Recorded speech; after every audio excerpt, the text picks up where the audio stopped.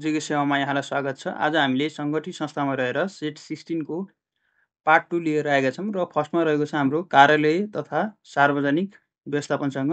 यसबाट हामीलाई 5 वटा प्रश्नहरू सोध्ने गर्दछ, जो चाहिँ के त 10 मार्क्सको हुने गर्दछ है त। प्रश्न नम्बर हाम्रो 31 मा छ, कुनै पनि संस्थाको निर्दिष्ट लक्ष्य र उद्देश्य प्राप्तिका लागि सूचना सङ्कलन, अभिलेखन, सञ्चार र सेवा प्रवाह जस्ता सम्पूर्ण प्रशासनिक एवं व्यवस्थापकीय कार्य गर्ने सम्पूर्ण संरचनालाई समष्टिगत रूपमा के भनिन्छ भनेर प्रश्न सोधेको छ हामीलाई। अप्सन ए दिएको छ सचिवालय व्यवस्थापन, अप्सन बी दिएको छ कार्यशाला, अप्सन सी दिएको छ कार्यालय र अप्सन डी दिएको छ सेवा इकाइ भनेको छ। यसको सही उत्तर के होला? यसको सही उत्तर हुन्छ कार्यालय भनिन्छ है त यसलाई। अब प्रश्न नम्बर 32 मा छ, आधुनिक एवं व्यवस्थित प्रशासनिक कार्यका लागि उद्देश्य निर्मित भवनको रूपमा कार्यालयको अवधारणाको सुरुवात मुख्यतया कहिलेदेखि भएको मानिन्छ भन्ने प्रश्न छ। अप्सन ए दिएको छ 13औं शताब्दीदेखि, अप्सन बीमा दिएको छ 11औं शताब्दीदेखि, अप्सन सीमा दिएको छ 18औं शताब्दीदेखि र अप्सन डीमा दिएको छ 20औं शताब्दी भनेर। यसको सही उत्तर के होला? कार्यालय अवधारणा सुरुवात चाहिँ कहिलेदेखि भएको हो त? यो चाहिँ 18औं शताब्दीदेखि भएको है त। प्रश्न नम्बर हाम्रो 33 मा छ, आधुनिक कार्यालयको व्यवस्थित निर्माण र विस्तार मुख्यतया कुन क्रान्तिको परिणामस्वरूप भएको मानिन्छ भन्ने प्रश्न छ। अप्सन ए दिएको छ फ्रान्सेली क्रान्ति, अप्सन बीमा छ औद्योगिक क्रान्ति, अप्सन सीमा छ सूचना प्रविधि क्रान्ति र अप्सन डीमा कृषि क्रान्ति भनेर दिएको छ। यसको सही उत्तर के होला?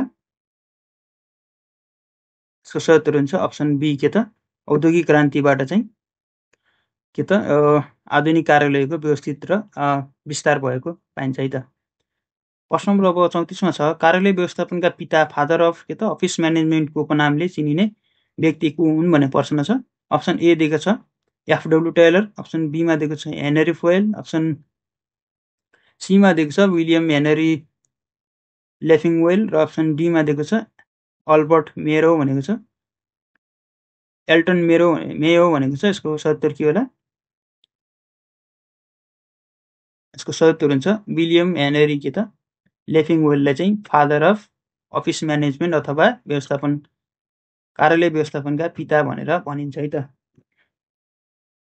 र एफडब्ल्यू टेलरलाई चाहिँ के भनिन्छ भन्नुहुन्छ भने चाहिँ यो चाहिँ फादर अफ म्यानेजमेन्ट मात्र है त। फेरि म्यानेजमेन्ट मात्र, साइन्टिफिक म्यानेजमेन्ट अथवा मोडर्न म्यानेजमेन्ट जे पनि फादर अफ म्यानेजमेन्ट भनेर चिनिन्छ। र हेनरी फोयललाई चाहिँ के भनेर चिनिन्छ भन्नुहुन्छ भने हेनरी फोयललाई चाहिँ व्यवस्थापनका सिद्धान्तका पिता है त। सिद्धान्त भन्ने आयो भने चाहिँ हेनरी फोयल र व्यवस्थापनका पिता मात्रै भनेर आयो भने चाहिँ एफडब्ल्यू टेलर है त। अथवा मोडर्न व्यवस्थापनका पिता भन्यो भने एफडब्ल्यू टेलर अथवा सिद्धान्त भन्यो भने आयो भने हेनरी फोयल है त। अप्सन हाम्रो प्रश्न नम्बर 35 मा छ, कुनै पनि संस्थाका लागि कार्यालय भनेको प्रशासनिक स्नायु प्रणाली हो, यो भनाइ कुन व्यवस्थापनविदको हो भनेर प्रश्न सोधेको छ हामीलाई। अप्सन ए दिएको छ विलियम हेनरी लेफिङवेल, अप्सन बीमा दिएको छ रोबिन्सन, अप्सन सीमा दिएको छ मिल्स एन्ड स्ट्यान्डिङ र अप्सन डीमा दिएको छ जर्ज आर टेरी भनेर दिएको छ। यसको सही उत्तर के होला? कसले भनेका हुन् त कार्यालय भनेको यो त प्रशासनिक स्नायु प्रणाली हो भनेर? यसको सही उत्तर के हुन्छ भनेपछि मिल्स एन्ड स्ट्यान्डिङ स्टाफले भनेका हुन् है त। मिल्स एन्ड स्ट्यान्डिङ स्टाफले। प्रश्न नम्बर हाम्रो 36 मा रहेको छ, यदि गरे प्लसको अर्थ मल्टिप्लाई होइन र माइनसको अर्थ डिभाइडेड र मल्टिप्लाईको अर्थ माइनस र डिभाइडेडको अर्थ प्लस भए होइन, यो काटिएन भयो भनेपछि 26 into 3 plus 8 minus 4 divide by 20 तलको मध्ये कुन समीकरण सही छ भनेर प्रश्न सोधेको छ। यसको सही उत्तर कसरी पत्ता लगाउने भनेपछि अब 26 लेख्ने, मल्टिप्लाईको ठाउँमा के राख्ने त? यहाँ मल्टिप्लाईको ठाउँमा माइनस राख्ने भनेको छ। यहाँ के त हामीले माइनस राखिदिन्छौँ र अब 3 जस्ताको तस्तै प्लसको ठाउँमा के राख्ने भनेको छ, यहाँ प्लस ठाउँमा मल्टिप्लाई राख्ने भनेको छ, मल्टिप्लाई राखिदिन्छौँ र 8 लेख्छौँ। फेरि माइनसको ठाउँमा के राख्ने भनेको छ, माइनसको ठाउँमा राख्ने भनेको छ डिभाइडेड भागा राख्ने भनेको छ र भागा राख्छौँ र 4 यतिकै लेख्छौँ। त्यसपछि डिभाइडेडको ठाउँमा के राख्ने भनेको छ अर्थ प्लस हुन्छ भनेको छ है त। प्लस हुन्छ भनेको छ प्लस कति हामी 20 गर्छौँ है त। 20 गरेपछि कति हुन्छ भनेपछि अब हामी 26 माइनस कति त अब यी दुईटा मल्टिप्लाई गरेपछि 8 दुना 16 8 त्यहाँ 24 है त 24 हुन्छ डिभाइड बाई कति त 4 है त 4 भयो प्लस 20 भनेर रहेको छ। र यसपछि फेरि हामी के गर्छौँ अब यी दुईटा डिभाइड गर्यो भने कति आउँछ त 6 आउँछ है 6 माइनस 26 माइनस 6 प्लस कति रहेको छ 20 रहेको छ है त 20 रहेको छ भनेपछि यो सबै हामीले हिसाब गरेर के त यो दुईटा माइनस गरेर 20 आउँछ 20 प्लस 20 कति हुन्छ त हाम्रो 40 एन्सर हुन्छ है त। हाम्रो सही एन्सर कति भयो त अप्सन सी हाम्रो राइट एन्सर हुन्छ। प्रश्न नम्बर 37 मा छ 12 जना व्यक्तिले कुनै काम कति 90 दिनमा गर्छन्। तिनीहरूले काम सुरु गरेको 30 दिनपछि 2 जना व्यक्तिले छाडे र 8 जना व्यक्ति थपिए भनेको छ र बाँकी कार्य कति समय लाग्ला भनेको छ हैन गर्न। हामीले फर्स्टमा के बुझौँ भनेपछि वर्क भनेको कार्य बराबर मेन हैन व्यक्ति इन्टु अथवा मेन अथवा व्यक्ति इन्टु के त डे हैन डे दिनलाई डेलाई मैले डी गरेँ यो भने हामीलाई फर्मुला याद गर्नु पर्यो फर्स्टमा। र अब हामीले के त टोटल वर्क निकालौँ हैन टोटल वर्क कति हुन्छ त टोटल मान्छे कति फर्स्टमा 12 जना कति इन्टु डे कति दिनमा भ्याउँछन् गरे यिनीहरूले 90 दिनमा भ्याउँछन् हैन बराबर हाम्रो कति हो जम्मा वर्क आउने भयो हैन जम्मा काम कति छ भनेपछि आउने भयो भनेपछि 12 नमा 108 108 भयो 108 भनेपछि 1080 चाहिँ काम रहेछ टोटल काम हाम्रो 1080 रहेछ हैन 90 दिनमा भ्याउने काम 12 जनाले 1080 रहेछ 1080 काम भएपछि तिनीहरूले चाहिँ काम सुरु गरेको 30 दिन पछि काम गरेको 30 दिन पछि 2 जना छाड्यो भनेपछि 30 दिनसम्म चाहिँ 12 जनाले काम गरे हैन 12 जनाले 30 दिन काम गरे भनेपछि 12 इन्टु 30 12 किन 12 12 त्यहाँ 36 भनेपछि 36 360 जनाले 60 काम चाहिँ 60 काम त गरेर गयो हैन 12 जनाले 30 दिनसम्म 360 काम गरेर गयो भनेपछि अब बाँकी रिमेनिङ काम कति भयो त हाम्रो यो 1080 बाट के त अब यो घटाइदिने हैन गरेको काम घटाइदिएपछि हाम्रो कति आयो 720 आउँछ 720 आएपछि अब त्यो 2 जना व्यक्तिले छाडे भनेको छ हैन 12 मा के त 2 जना व्यक्ति छाडे भनेपछि हाम्रो कति भयो 10 भयो र कि त 8 जना व्यक्ति थपिए भनेछ फेरि प्लस 8 जना गरेपछि 18 भयो है त 18 भयो भनेपछि अब हाम्रो 18 जनाले कति दिनमा गरी भ्याउँछन् भनेको छैन काम कति दिनमा अब समय कति लाग्छ भनेको छ अथवा दिन कति दिनमा भ्याउँछन् भनेर समय सोधेको छैन भनेपछि अब समय अथवा के त डे बराबर दिन बराबर हामीले के निकाल्छौँ यो फर्मुला अनुसार डे बराबर कति छ त अब वर्क बाई मेन हैन वर्क बाई मेन। अब हाम्रो बाँकी काम कति रहेको छ 720 रहेको छ 720 बाई कति मेन कति बाँकी छन् मान्छे बाँकी छन् 18 जना भएछन् 18 भनेपछि 18 एकानी 18 18 दुना 36 18 दुना 36 भनेपछि 18 चौको 72 है त भनेपछि 40 हाम्रो सही एन्सर आउँदो रहेछ। यहाँबाट गऱ्यो भने 40 र अर्को सजिलो आइडिया हजुरले अर्को पनि गर्न चाहनुहुन्छ भनेपछि अर्को रहेको छ एमडी इजिकल्स टु एमडी है त एमडी इजिकल्स टु एमडी गर्नुपर्छ एमडी इजिकल्स टु एमडी गर्नुभयो भने हजुरले के गर्नु पर्यो त फर्स्टमा मेन निकाल्नु पर्यो मेन कति छन् टोटल यो त फर्स्टमा 12 जना छन् त्यो त ठिक छ 12 इन्टु के गर्नु पर्यो त हामी दिन डे कति छ भनेपछि डे कसरी गर्नु पर्यो भनेपछि 30 दिन छ नि 30 दिनलाई के त सिधै घटाइदिनु पर्यो हामीले फर्स्टमै 30 दिन गरेको लाई घटाइसकेपछि कति 60 आउँछ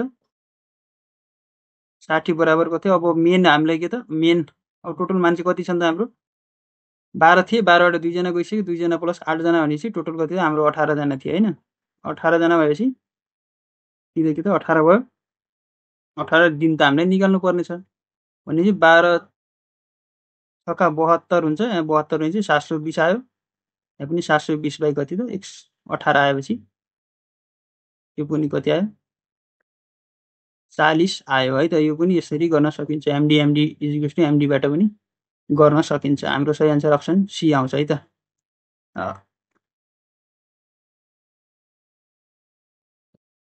प्रश्न नम्बर हाम्रो कतिमा छ? 38 मा छ। 2/5 मा कि त 4 जोडी गरे कति घटाउँदा 3/10 हुन्छ भनेको छ। फर्स्टमा 2 बाई कति 5 मा कति जोड्दा भने मा कति 4 जोड्दा भनेको छ है त। 4 जोड्दा र कति घटाउँदा भनेको छ माइनस मानौँ x घटाउँदा है त। x घटाउँदा कति हुन्छ अरे 3/10 हुन्छ भनेको छ हैन। 3/10 हुन्छ भनेको छ र यहाँबाट गर्दाखेरि 2 गरे 2/5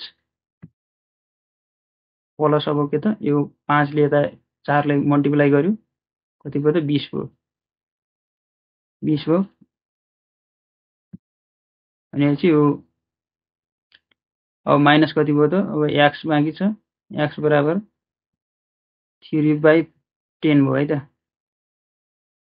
10 भनेपछि अब के त 22 जोड्दाखेरि 22/5 भयो minus x is equals to 3/10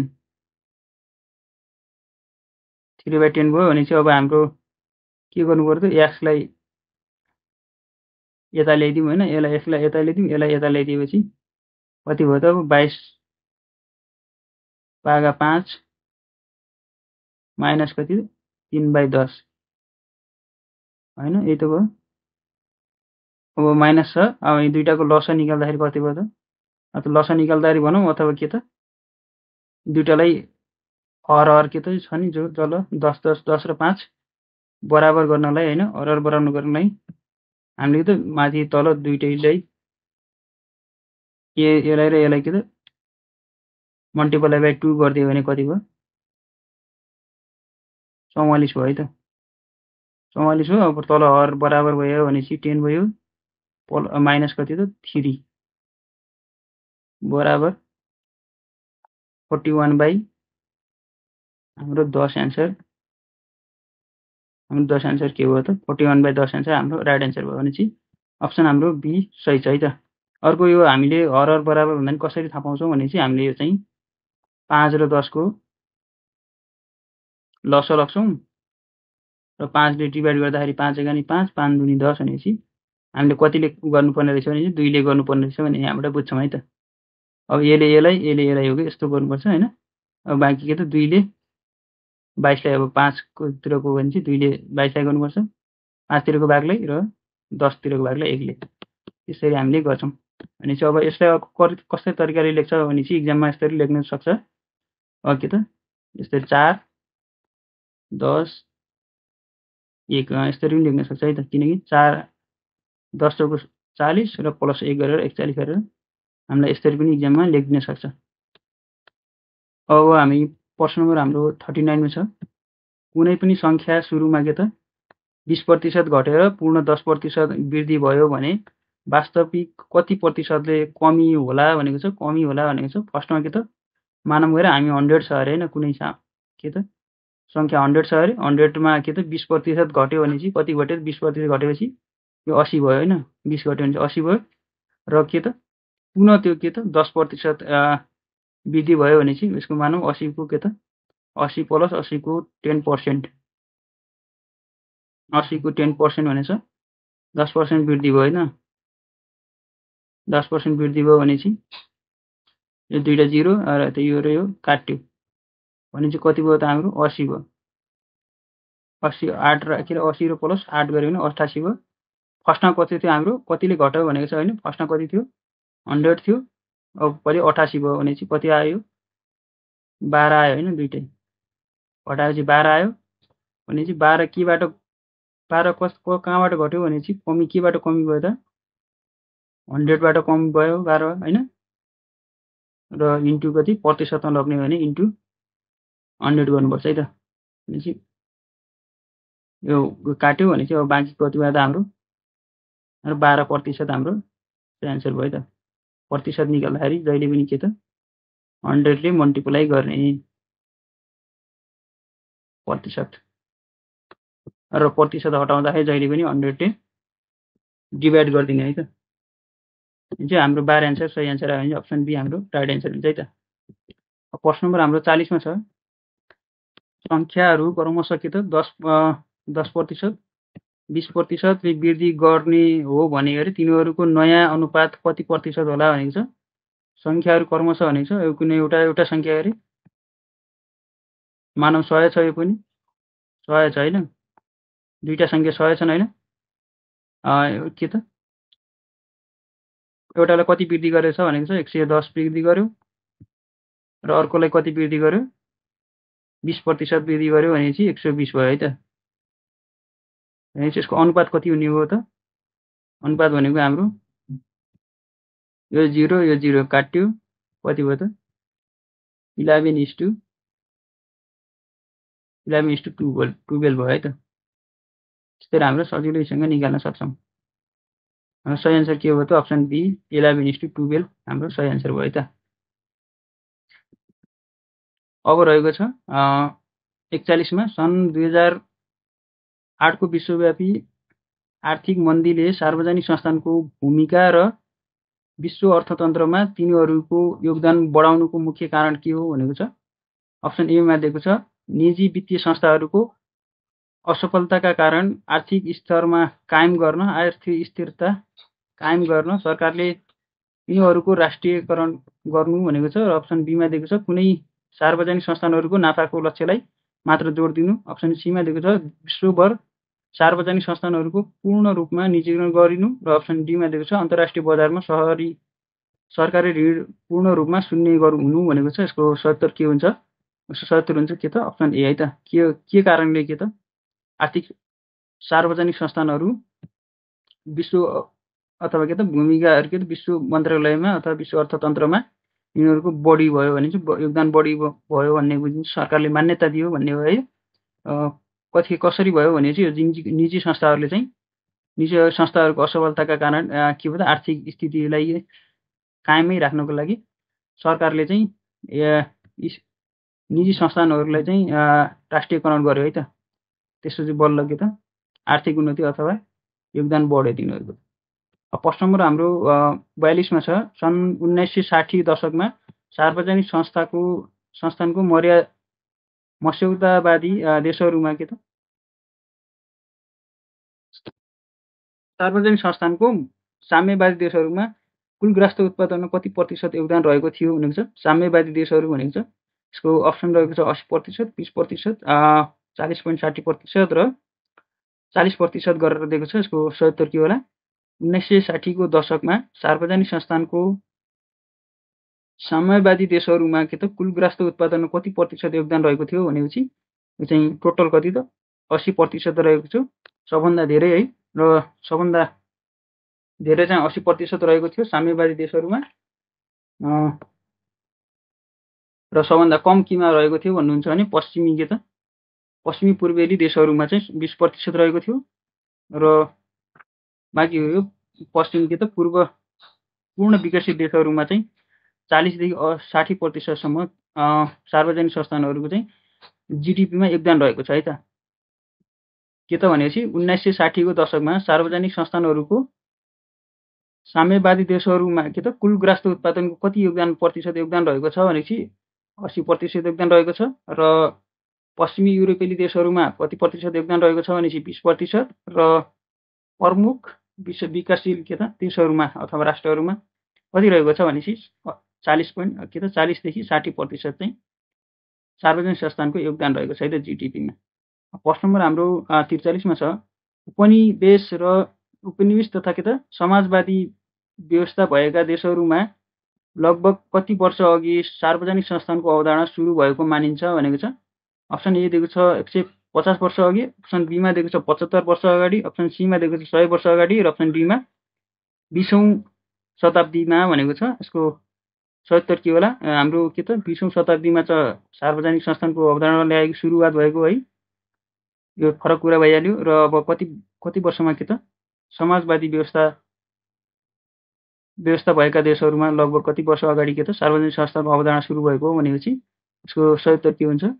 75 वर्ष अघि चाहिँ उपनिवेश तथा के त समाजवादी व्यवस्था भएका देशहरूमा चाहिँ लगभग 75 वर्ष अगाडि चाहिँ सार्वजनिक संस्थानको अवधारणा सुरु भएको र के त विकसित पश्चिमी र केही पूर्वी देशहरूमा लगभग के त 150 वर्ष अगाडि चाहिँ सार्वजनिक संस्थानको अवधारणा सुरु भएको मानिन्छ र 100 वर्ष अगाडि भनेपछि पहिलो युद्धपछि पश्चात के त स्थापित भइएका देशहरूमा चाहिँ लगभग 100 वर्ष अघि चाहिँ आजभन्दा 100 वर्ष अगाडि स्थापित भएको देशहरूभन्दा 100 वर्ष अगाडि के त सार्वजनिक संस्थानको अवधारणा सुरु भएको पाइन्छ है त। प्रश्न नम्बर हाम्रो 44 मा छ, नेपालमा सार्वजनिक संस्थानको पहिलो चरण भन्नाले कुन चरणलाई जनाउने गर्दछ भनेको छ। पहिलो चरण भन्नाले सार्वजनिक संस्थानको पहिलो चरण भन्नाले नेपालमा सार्वजनिक संस्थानको पहिलो चरण भन्नाले कुन चरणलाई बुझिन्छ भनेको छ। अप्सन ए दिएको छ 1900 के त 93 देखि 2013 सम्म, अप्सन बी मा दिएको छ 1993 सम्म, अप्सन सी मा दिएको छ 2013 र अप्सन डी मा दिएको छ 1993 देखि 2018 सम्म भनेको छ। यसको सही उत्तर के होला? नेपालमा सार्वजनिक संस्थानको पहिलो चरण भन्नाले कुन चरणलाई जनाउने गर्दछ भनेपछि यसको सही उत्तर हुन्छ अप्सन ए के त 1993 देखि 2013 को चरणलाई चाहिँ नेपालमा सार्वजनिक संस्थानको पहिलो चरणको रूपमा लिइन्छ हैन। 1993 चाहिँ विराटनगर जुट मिल्सको स्थापना भएको भइहाल्यो र 2013 भन्नुहुन्छ भने 2013 मा चाहिँ योजनाबद्ध विकासको सुरुवात भएको है त। योजनाबद्ध विकासको सुरुवात भएको र एक्लै के त 2018 को कुरा गरौँ भनेपछि 2018 मा चाहिँ सार्वजनिक संस्थानको के त यो पञ्चवर्षीय योजनाको अन्तिममा चाहिँ कति सार्वजनिक संस्थानहरू कति पुगेका थिए भनेपछि टोटल कति 8 पुगेका थिए है त। प्रथम पञ्चवर्षीय योजनाको अन्त्यतिर हैन 2018 तिर कति पुगेको थियो सार्वजनिक संस्थानको संख्या भनेपछि 8 जति पुगेका थिए। प्रश्न नम्बर हाम्रो 45 मा छ, सातौं पञ्चवर्षीय योजनाको अन्त्यसम्म पूर्ण र अधिकांश स्वामित्वका के त सार्वजनिक संस्थानको संख्या कति रहेको छ भनेको छ। अप्सन ए दिएको छ 32, अप्सन बी दिएको छ 65, अप्सन सी दिएको छ 64 र अप्सन डी दिएको छ 50 भनेर। यसको सही उत्तर के होला? यसको सही उत्तर हुन्छ 62 वटा चाहिँ सातौं पञ्चवर्षीय योजनाको अन्त्यसम्म चाहिँ पूर्ण अथवा अधिकांश स्वामित्वमा रहेका सार्वजनिक संस्थानहरूको संख्या कति पुगेको थियो भनेपछि 62 पुगेको थियो है त।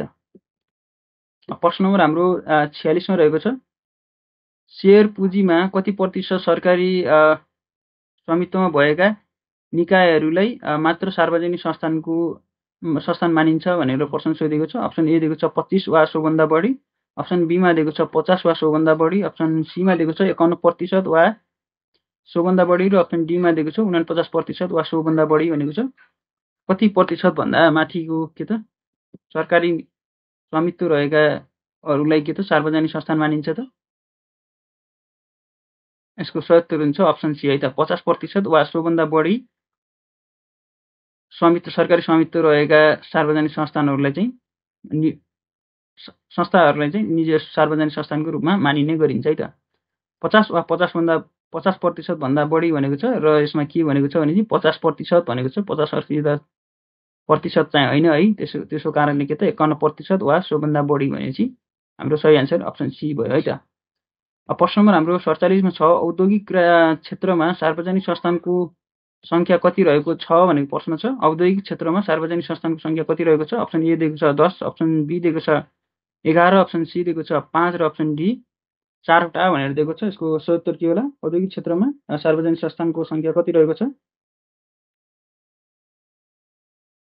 यसको सही उत्तर हुन्छ अप्सन ए के त 10 वटा रहेको छ र सबभन्दा बढी केमा रहेको छ भने सेवा क्षेत्रमा जो चाहिँ 10 वटा रहेको छ। सबभन्दा कम केमा रहेको छ भनेपछि व्यापारिक क्षेत्रमा जो चाहिँ के त 4 वटा मात्रै रहेका छन् है। यसको प्रश्न नम्बर हामी 48 मा जान्छौँ। नेपाल औषधि लिमिटेड कुन क्षेत्र अन्तर्गत पर्ने सार्वजनिक संस्थान हो भनेको छ।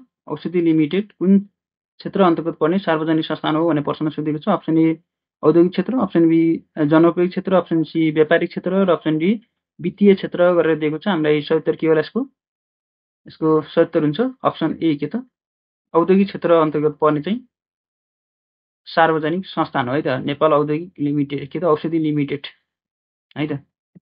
फर्स्ट नम्बर हाम्रो 49 मा छ नेपाल स्टक एक्सचेन्ज लिमिटेड कुन मन्त्रालय अन्तर्गत पर्दछ भनेको छ। अप्सन ए दिएको छ कृषि मन्त्रालय, अप्सन बी दिएको छ ऊर्जा जलस्रोत तथा सिँचाइ मन्त्रालय, अप्सन सी मा दिएको छ अर्थ मन्त्रालय र अप्सन डी मा दिएको छ उद्योग वाणिज्य तथा आपूर्ति मन्त्रालय भनेर दिएको छ। यसको सही उत्तर के होला? नेपाल स्टक एक्सचेन्ज लिमिटेड कुन मन्त्रालय अन्तर्गत पर्दछ त?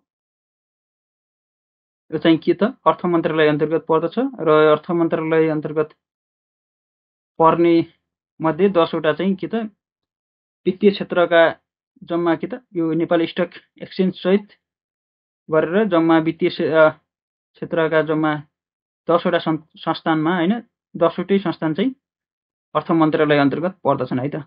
फर्स्ट नम्बर हाम्रो 50 मा छ तलका मध्ये कुन चाहिँ सार्वजनिक संस्थान पब्लिक इन्टरप्राइजेस को प्रमुख उद्देश्य वा के त महत्त्व होइन भनेको छ। अप्सन ए दिएको छ सार्वजनिक सेवा तथा जनकल्याणको प्रवर्धन गर्ने, अप्सन बी मा दिएको छ निजी क्षेत्रको मुनाफा अधिकतम गर्ने कार्यमा सहयोग गर्नु, अप्सन सी मा दिएको छ राज्यले प्रदान गर्ने आवश्यक स्रोत सेवा के त सर्वसुलभ ढङ्गले सबैतर्फ प्रवाहित गर्ने, अप्सन डी मा दिएको छ एकाधिकार र प्राकृतिक एकाधिकार भएका क्षेत्रमा सेवा प्रवाहको सुनिश्चित गर्ने भनेको छ। यसको सही उत्तर के होला?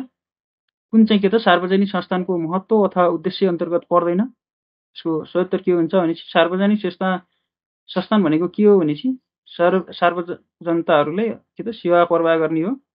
त्यसैले यसमा के भनेको छ भनेपछि निजी क्षेत्रको मुनाफा अथवा अधिकतम गर्ने कार्यमा सहयोग गर्ने भन्ने काम सार्वजनिक संस्थानले को उद्देश्य होइन है त। यसले काम गर्दैन यो काम भनेपछि हाम्रो अप्सन के भयो त? हाम्रो अप्सन बी राइट एन्सर हुन्छ। धन्यवाद आजको लागि र यति छ भिडियोमा। अर्को सेट लिएर आउनेछु चाँडै नै। भिडियोलाई अन्तिमसम्म हेर्नु भएकोमा धन्यवाद।